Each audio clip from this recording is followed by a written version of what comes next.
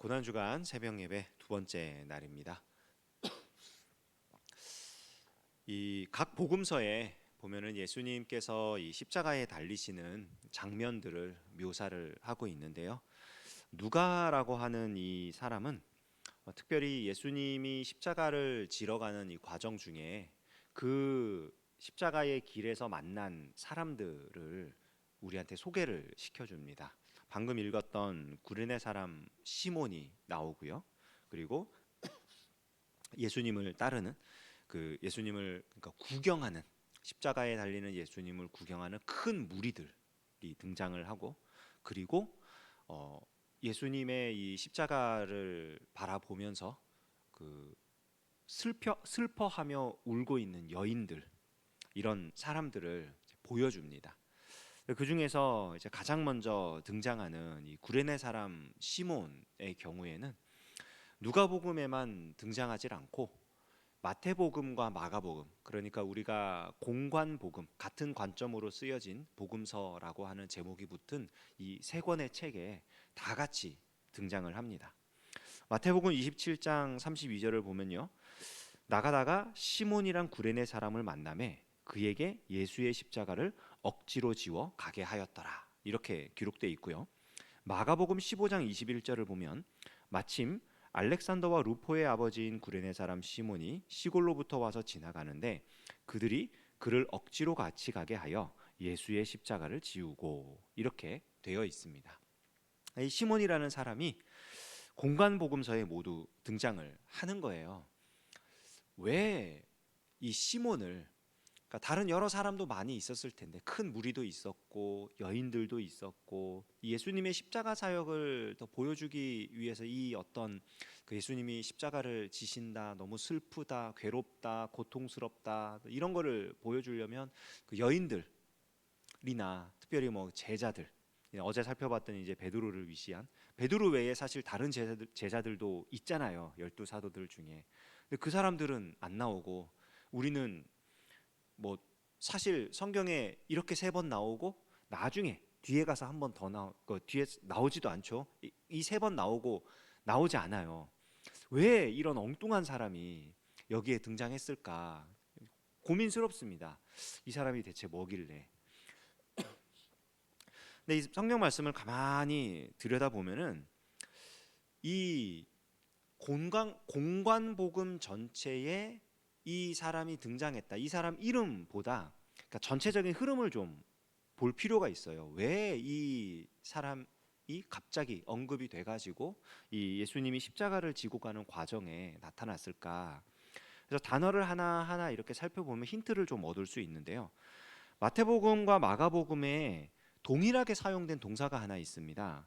억지로라고 하는, 우리말로 풀이하면 부사예요. 억지로 뭐뭐 하게 했다 해서. 근데 동사, 이제 헬라어 동사를 보면 앙가리오라고 하는 동사를 쓰게 되는데, 억지로 무엇을 하게 했다라는 뜻입니다. 그러니까 강제적으로 뭘 하는 건데, 무엇을 하게 할 때 사용되는 단어냐면은 어떤 공적인 임무를 수행하도록 억지로 만드는 거예요.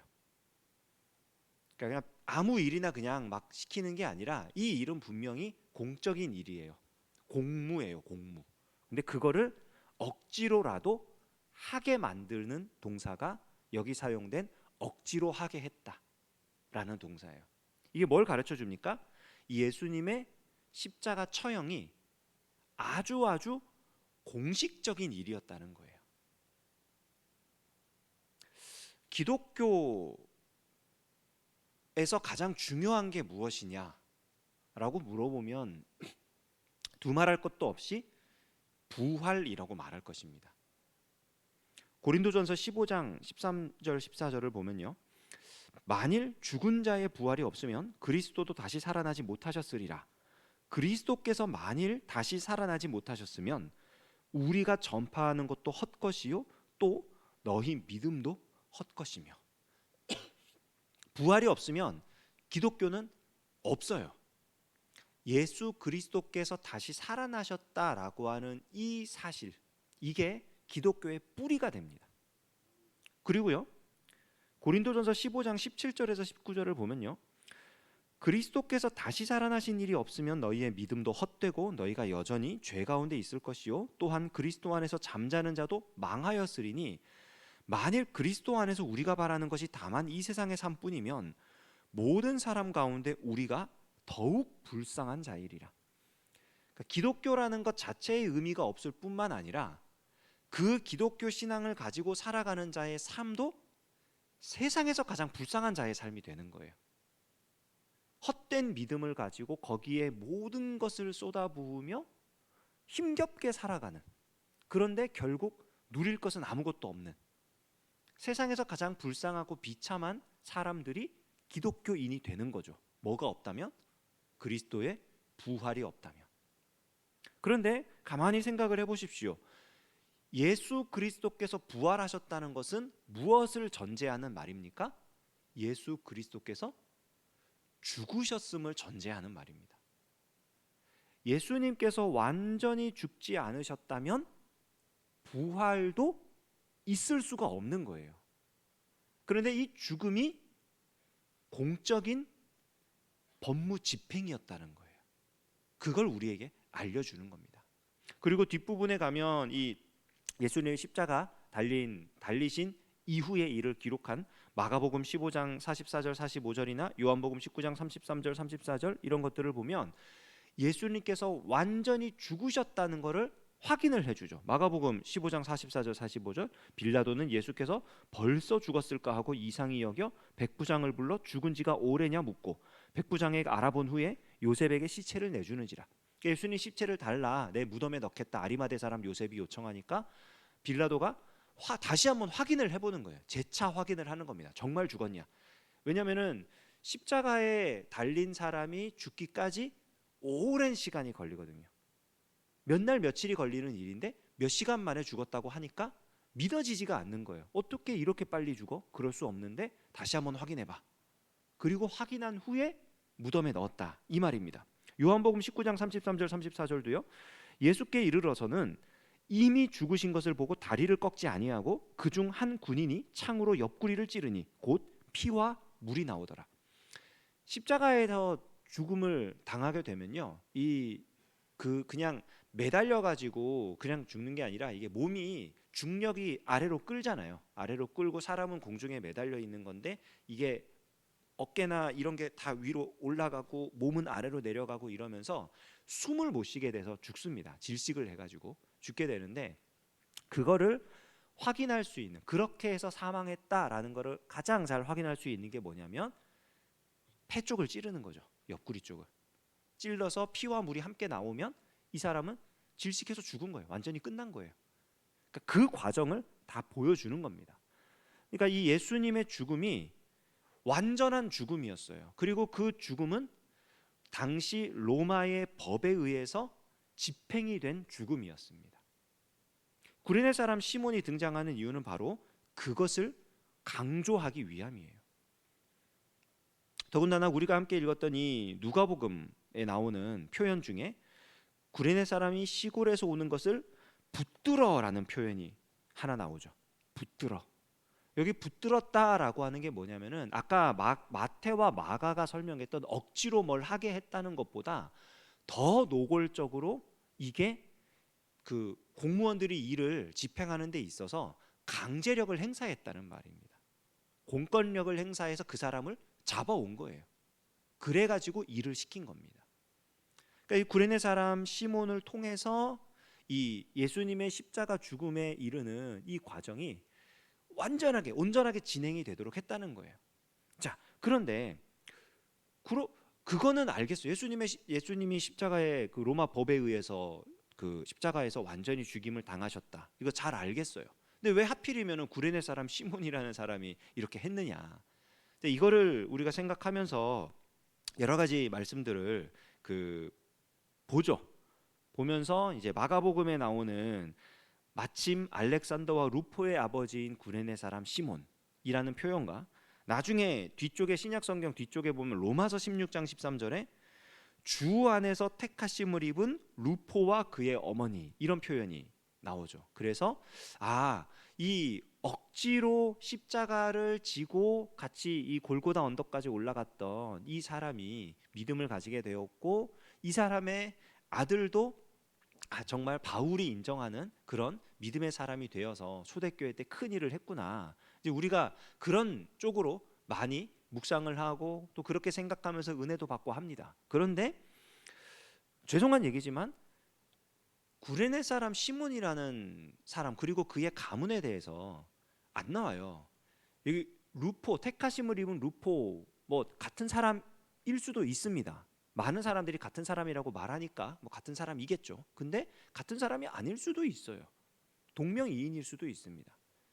그러니까 지금 성경이 강조하고 싶은 거는 구레네 사람 시몬이 억지로 십자가를 지었고, 그래서 그 결과 그와 그의 자손이 믿음의 복을 받았더라, 이 얘기를 하고 싶은 게 아니에요. 성경은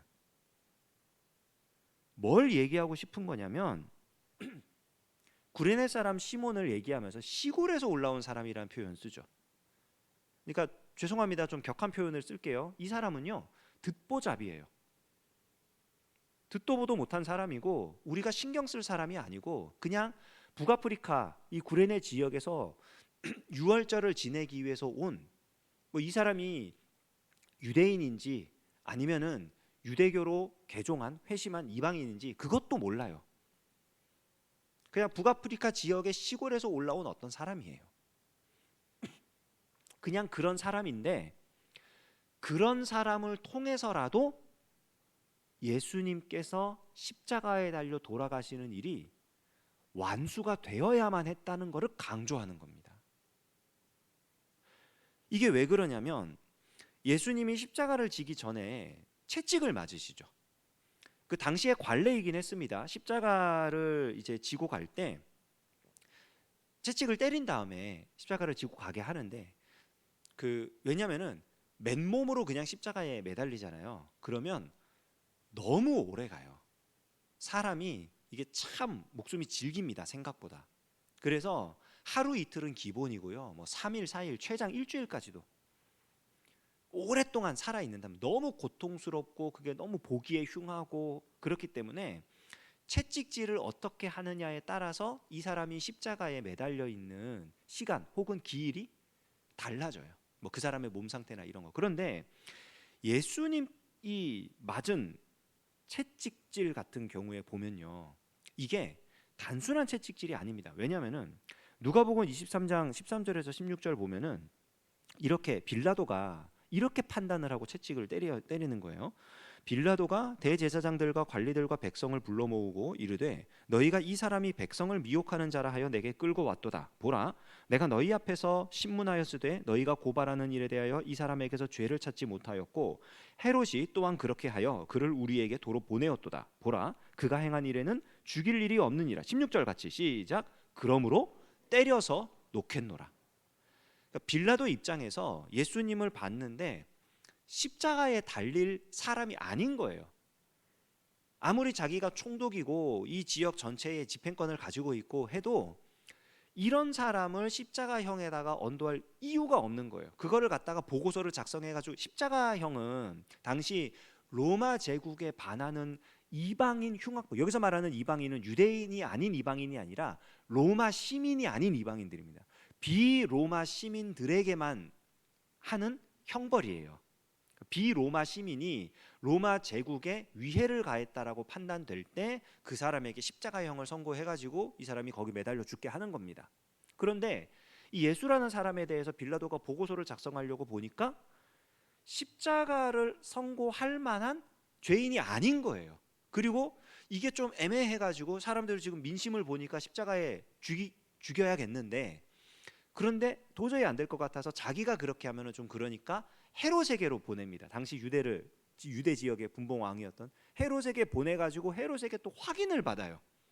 이 사람 정말 그렇게 죽여야겠냐? 아니요. 여기서 말하는 헤롯은 예수님 태어났을 때 헤롯 대왕이 아니라 그의 아들입니다. 아들이고 그 유대 지역에 있으니까 그 헤롯 아켈라오겠죠. 그 사람에게 해가지고 그 얘기를 하는데, 이 사람도 예수를 보더니 뭐 이 사람 그냥 뭐 사람들 이렇게 종교 지도자네, 훌륭한 종교 지도자네 이러면서 그냥 무죄야. 이렇게 판단을 하고 보낸 거예요. 그러니까 빌라도 입장에서는 이 사람을 십자가에 달려 죽게 하기에는 너무나 근거가 없단 말이에요. 그러므로 때려서 놓겠노라. 자, 그러면 여기서 질문.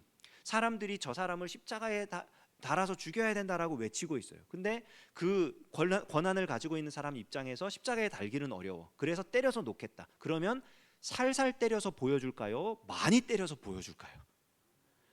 엄청나게 많이 때려서 보여주겠죠. 그러니까 예수님이 당한 십자가 채찍이 그냥 채찍형이 그냥 추론입니다. 이것은 추론이지만 굉장히 많이 맞았을 거란 말이에요. 그냥 일반적인 십자가를 메고 가야 할 죄수가 맞는 것보다는 심각했을 가능성이 훨씬 높은 거예요. 빌라도의 입장에서 그래야 사람 민심이 바뀔 수 있으니까. 그래서 때려서 보여주는데 마태복음 27장 23절 24절 보면요, 그 결과가 이렇게 나옵니다. 빌라도가 이르되 어찌미냐 무슨 악한 일을 하였느냐. 그들이 더욱 소리질러 이르되 십자가에 못 박혀야 하겠나이다 하는지라. 빌라도가 아무 성과도 없이 도리어 밀란이 나려는 것을 보고 물을 가져다가 무리 앞에서 손을 씻으며 이르되 이 사람의 피에 대하여 나는 무죄하니 너희가 당하라. 아무 소용이 없었던 거예요. 아무 소용이. 도리어 밀란. 그래서 십자가를 매도록 내보냅니다. 근데 당시 십자가형이요, 십자가를 죄수가 반드시 그 십자가를 지고 형벌장까지 가야만 해요. 이 빌라도의 법정에서 형벌장까지의 거리가 한 340m 정도 된다고 합니다. 저는 안 가봤지만 예루살렘 성지 순례를 가면은 그 비아돌로로사라고 하는 그 슬픔의 길, 십자가의 길, 그게 있다고 해요. 그 코스가 있어가지고 가면서 예수님이 첫 번째 쓰러지셨던 장소, 두 번째 쓰러지셨던 장소, 구레네 시몬이 십자가를 대신 지고 가기 시작한 장소, 해가지고 다 이렇게 이정표가 있다고 해요. 저는 안 가봐서 모릅니다만. 근데 그 거리가 한 340m 정도 돼요.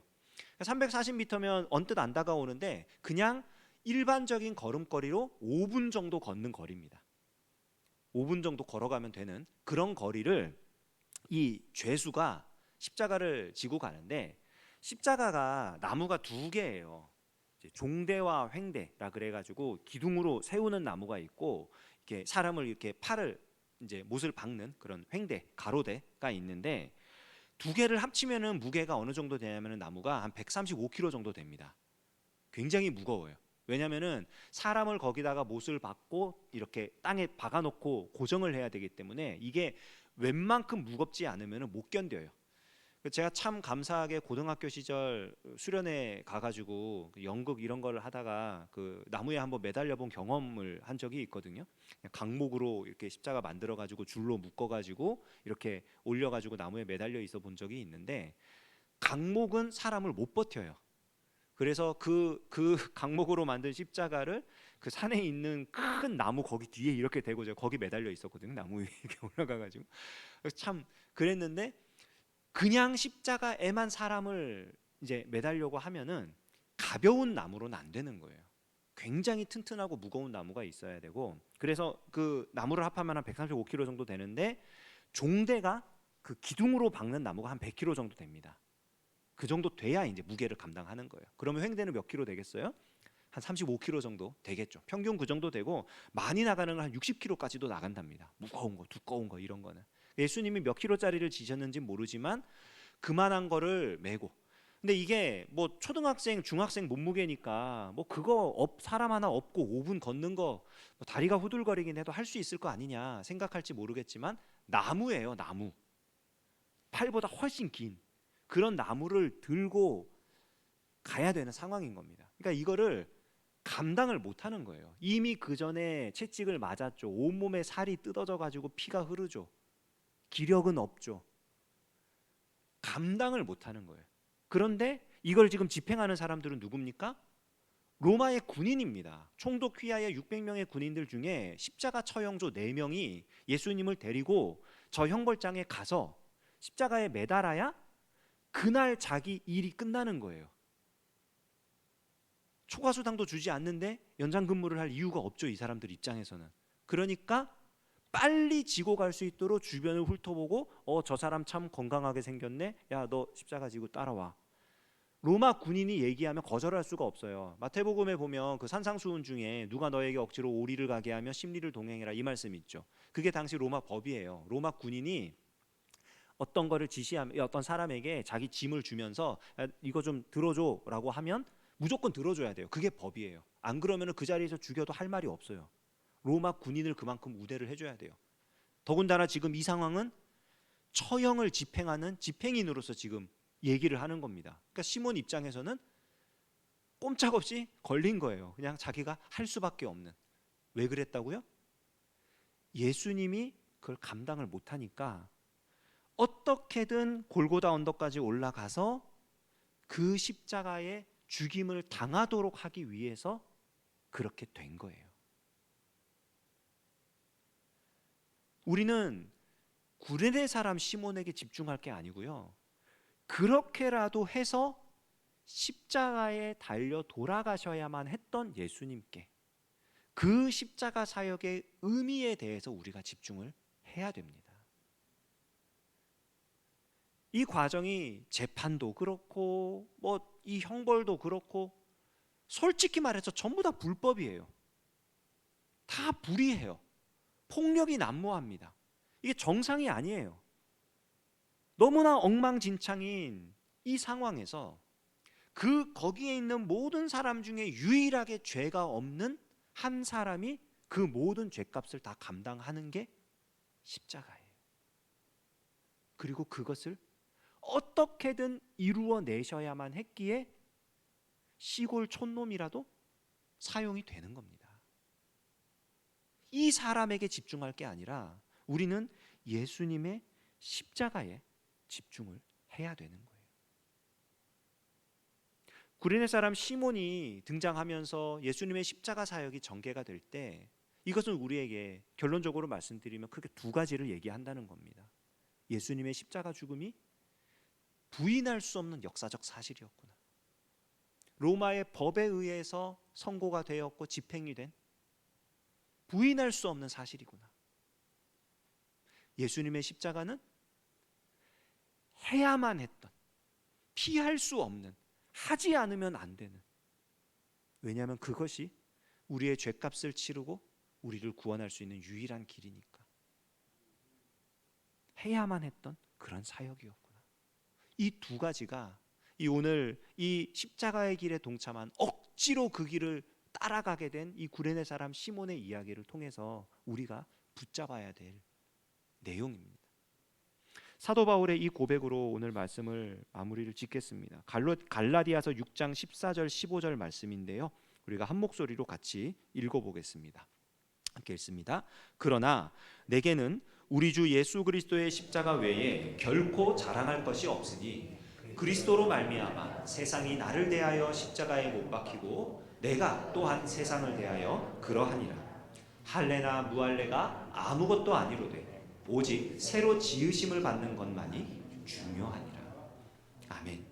우리가 고난주간을 맞이해서 내가 금식 얼마나 했어, 나는 새벽 예배 매일 나왔어, 나는 이런 종류의 어떤 고행을 했어, 나는 이렇게 내 자신을 경건하게 지켰어, 여기에 집중할 것이 아니라 할례나 무할례가 아무것도 아니로되 오직 예수 그리스도의 십자가, 그 구속의 은혜로 말미암아 거듭난 새로 지으심을 받은 그 사실, 거기에 집중하며 우리가 이 한 주간 예수님의 십자가가 우리의 삶을 통해 드러나게 되는, 예수님의 십자가가 우리의 전부가 되는 그러한 우리의 마음, 우리의 생각, 우리의 중심을 가지고 우리 주님의 십자가가 우리 삶을 통해 드러나는 은혜가 있는 이 한 주간 되기를 주님의 이름으로 축원합니다.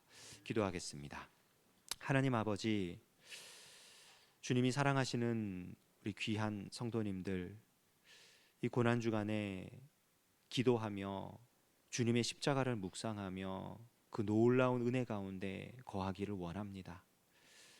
예수 그리스도의 그 은혜가 우리를 거듭나게 하시고 우리로 하여금 하나님의 사람으로서 살아가도록 역사하시오니 주님의 그 십자가를 온전히 붙들게 하시고 십자가가 아니면 불가능했던 구원의 그 놀라운 은혜를 항상 기억하고 우리 주님과 동행하는 우리 한 사람 한 사람이 되도록 우리의 마음과 생각을 붙드시고 우리의 삶을 이끌어 주시옵소서.